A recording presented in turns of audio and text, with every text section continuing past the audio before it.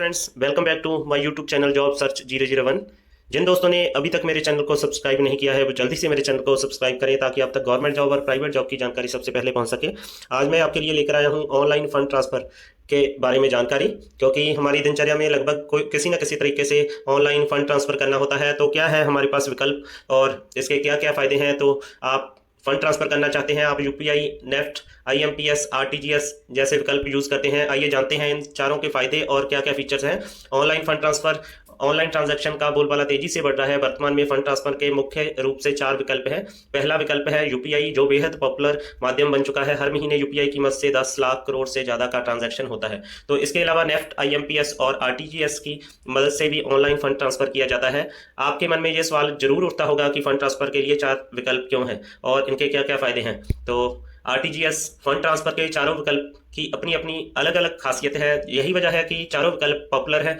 Indian payment ecosystem में चारों का अपना अपना स्थान है। सबसे पहले आरटीजीएस यानी रियल टाइम ग्रॉस सेटलमेंट के बारे में जानते हैं। इसे 2004 में लॉन्च किया गया था। इससे पहले बैंक की तरफ से इंडिविजुअल तौर पर फंड ट्रांसफर किया जाता था।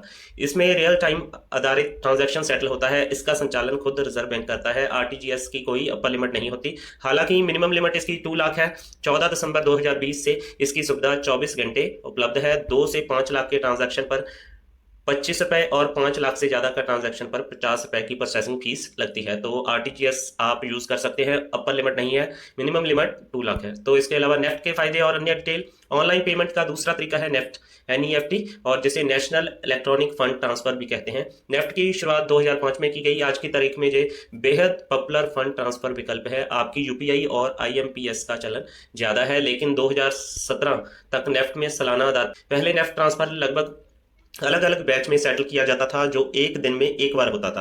बाद में इसे घटाकर 2-2 घंटे का कर दिया गया। अब हर बैच आधे आधे घंटे में जाता है। नेफ्ट के लिए मिनिमम ट्रांजैक्शन की लिमिट नहीं है।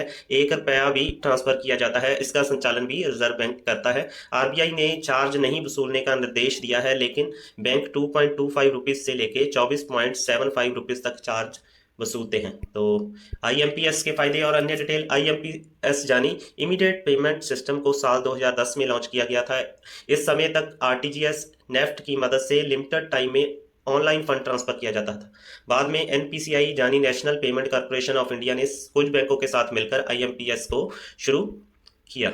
नवंबर 2010 में लॉन्च किया गया। शुरू में इसकी लिमिट 2 लाख थी, जिसे बढ़ाकर 5 लाख कर दिया गया। इसकी मदद से 24 घंटे रियल टाइम फंड ट्रांसफर किया जाता है। कई बैंक के लिए यह फ्री है, तो कई बैंक 2.5 रुपीज से लेकर 25 रुपए तक चार्ज करते हैं। अब बारी आती है यूपीआई, जो कि सबसे पॉपुलर है, जिसे यूनिफाइड पेमेंट इंटरफेस कहते हैं। पिछले कुछ सालों में इसकी लोकप्रियता बहुत ज़्यादा बढ़ी है। हर महीने में 10 लाख करोड़ का ट्रांजैक्शन यूपीआई से होता है। ट्रांजैक्शन की संख्या 600 करोड़ से ज़्यादा होती है। यूपीआई को साल 2016 में लॉन्च किया गया था। इसकी सुविधा 24 घंटे और 7 दिन टोटल उपलब्ध होती है। अभी तक यह पूरी तरह फ्री है।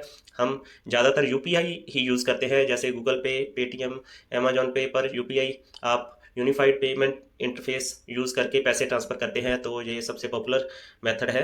तो इन मेथड्स को आप फंड ट्रांसफ़र के लिए यूज़ कर सकते हैं, ऑनलाइन फंड ट्रांसफ़र। तो इनके लाभ भी आपने देख लिए। तो उम्मीद करता हूँ कि मेरे द्वारा दी जानकारी आपकी जानकारी में वृद्धि करेगी और आगे भी मैं आपके लिए नई नई वीडियो लेकर आता रहूँगा। तो विदा लेता हूँ। Thank you for watching my channel. Thank you.